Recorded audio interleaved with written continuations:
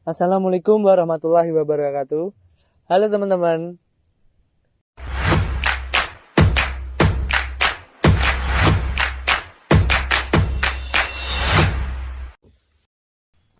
Perkenalkan, saya Wahyu Setiawan dengan NPM 2160302100158 Fakultas Ekonomi dengan program studi Manajemen Universitas Tulungagung. Pada kesempatan kali ini, saya akan membahas tentang bab isu-isu internasional akuntansi manajemen.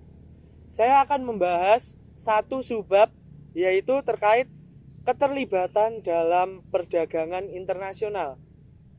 Multinational Company atau MNC adalah perusahaan yang menjalankan bisnis di banyak negara, di mana tingkat kemakmuran dan pertumbuhannya bergantung pada lebih dari satu negara. Nah, keterlibatan MNC dalam perdagangan internasional terjadi dalam banyak bentuk.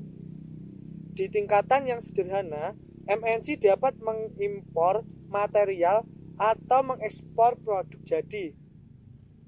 Pada tingkat yang lebih kompleks, MNC merupakan suatu perusahaan besar yang terdiri atas sebuah induk perusahaan dan sejumlah divisi di berbagai negara.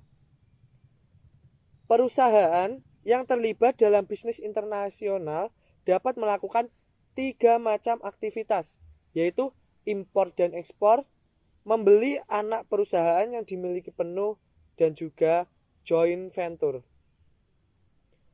Langsung saja kita membahas untuk yang pertama, yaitu impor dan ekspor.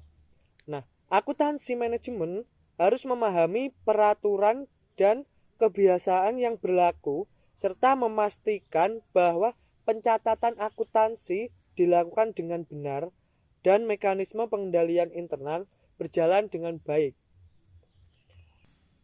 Baik, kita akan membahas tentang impor. Impor merupakan suatu kegiatan bisnis di mana perusahaan membeli material atau produk luar negeri untuk dijual atau digunakan di dalam negeri dengan tambahan biaya berupa tarif masuk. Nah, dalam proses impor terdapat freight in atau ongkos angkut masuk. Selain itu, suatu komponen yang diimpor dapat dikenakan tarif atau bea. Nah, tarif bea itu sendiri adalah sebuah pajak atas impor yang dipungut oleh pemerintah federal Amerika Serikat. Nah, sebagai contohnya, zona perdagangan luar negeri pemerintah Amerika Serikat telah menetapkan beberapa zona perdagangan luar negeri, yaitu wilayah dekat pelabuhan kepabeanan yang secara fisik berada di daratan Amerika Serikat, tetapi dianggap di luar wilayah dengan Amerika Serikat. San Antonio, New Orleans, dan Port of Custosa. Oklahoma, perusahaan Amerika Serikat, mendirikan pabrik manufaktur di dalam zona perdagangan luar negeri. Barang yang diimpor tidak dikenakan bea masuk selama barang tersebut berada di zona perdagangan luar negeri. Selanjutnya ekspor. Ekspor merupakan penjualan produk perusahaan luar negeri.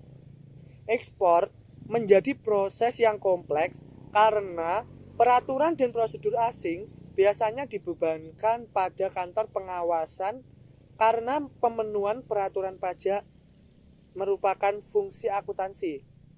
Nah, fungsi akuntansi sendiri merupakan suatu pekerjaan untuk menyesuaikan aturan dan prosedur asing. Nah, biasanya dibebankan pada kantor pengawasan karena pemenuhan peraturan pajak. Selain itu, suatu perusahaan Amerika Serikat dapat memilih bekerja dengan distributor berpengalaman yang mengenal kompleksitas hukum di negara lain. Ada beberapa kasus distribusi adalah perubahan yang terpisah. Nah, Contohnya, North America Free Trade Agreement atau NAFTA memungkinkan para importir di Amerika Serikat, Meksiko, dan Kanada membayar tarif yang lebih rendah untuk barang-barang yang diproduksi di ketiga negara tersebut. Nah, negara tersebut dengan persyaratan yang telah disepakati. Ada juga Creative of Origin adalah suatu dokumen yang membuat informasi yang memungkinkan perusahaan mendapatkan fasilitas pengguruan pajak NAFTA. Itu untuk poin impor dan juga ekspor. Selanjutnya, kita akan membahas tentang anak perusahaan yang dimiliki penuh. Akuntan manajemen harus memahami berbagai biaya dan keuntungan yang timbul dari outsourcing, antara lain ketentuan pajak, tingkat pendidikan di negara lain, dan infrastruktur yang tersedia. Nah, suatu perusahaan dapat memilih untuk membeli perusahaan yang sudah berjalan di luar negeri dan menjadikan anak perusahaannya. Nah, jika undang-undang suatu negara mengizinkan, MNC dapat mendirikan anak perusahaan tersebut di kantor cabang di negara lain dengan mudah. Nah, sebagai contohnya, sejumlah pegawai yang memiliki kemampuan multibahasa melayani panggilan telepon dari seluruh Eropa di Amerika Serikat. Di Irlandia misalnya, perusahaan asuransi dan peranti lunak Amerika Serikat telah mendirikan kantor-kantor cabang. Jika saat waktu di California menunjukkan pukul 5 pagi, nah, para pekerja di Irlandia sudah berada dalam jam kerja. Maka mereka dapat melayani panggilan telepon dari berbagai zona waktu wilayah timur Amerika Serikat. Selanjutnya, pada poin ketiga, saya akan menjelaskan tentang joint venture. Nah, jenis kemitraan di mana para investor menjadi bagian dari kepemilikan perusahaan. Joint venture ini dilakukan untuk menggabungkan keahlian menghadapi undang-undang yang berlaku dan merangsang investasi demi meningkatkan produktivitas dalam negeri.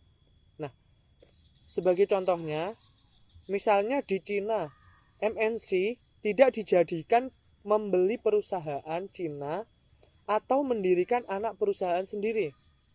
Sehingga joint venture dengan perusahaan Cina perlu dilakukan untuk melengkapi undang-undang yang berlaku.